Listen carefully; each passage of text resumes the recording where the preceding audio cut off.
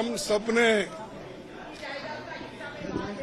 इसलिए वॉकआउट किया कि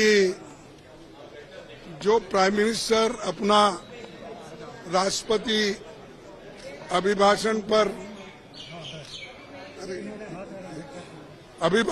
पर जो भाषण दे रहे थे, उन्होंने कुछ गलत बातें सदन को बताई,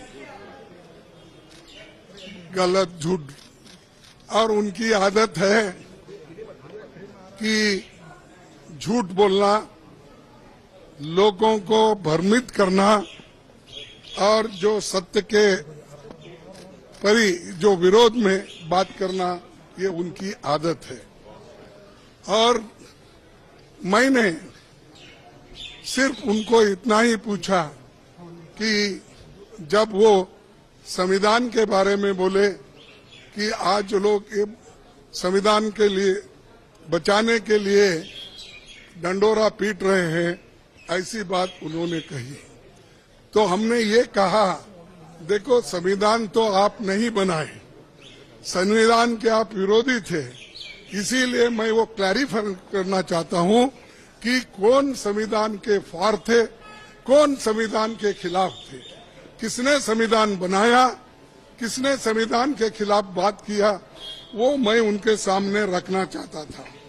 मैं ये रखना चाहता था कि उन्हीं के पेपर में आरएसएस के जो मुखपत्र है ऑर्गेनाइजर 30 नवंबर 1949 में अंक में संपादकीय में लिखा था, यह ऑर्गेनाइजर तो ऑथेंटिक पेपर है उनका, ये उनका ऑफिशियल पेपर है, उसमें यह लिखा गया था, भारत के इस नए संविधान की सबसे बुरी बात यह है कि इसमें भारतीय कुछ भी नहीं है, प्राचीन भारत के अद्भुत संवैधानिक विकास के बारे में इसमें कोई जिक्र ही नहीं है। आज तक मनुस्मृति में दर्ज मनु के कानून दुनिया की प्रशंसा का कारण है। ये किसने कहा? ये ऑर्गेनाइजर ने, आरएसएस ने, जनसंघ के जो लोग थे उस वक्त उन्होंने कहा, और वे स्वयं स्फूर्ति आज्ञाकारित और अनुरूपता पैदा करते हैं। हमारे संवैधानिक विशेषज्ञों ने ये बात निरर्थक है।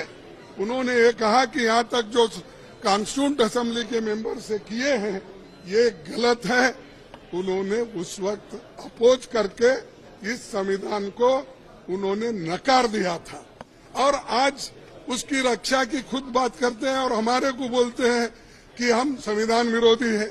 अरे खुद विरोधी है, जन्मता ही विरोधी है, शुरू से विरोधी है।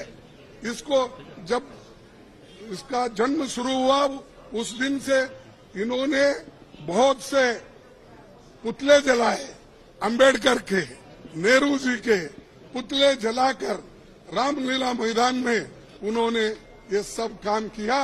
आज ये बोल रहे हैं कि हम संविधान के विरोधी हैं।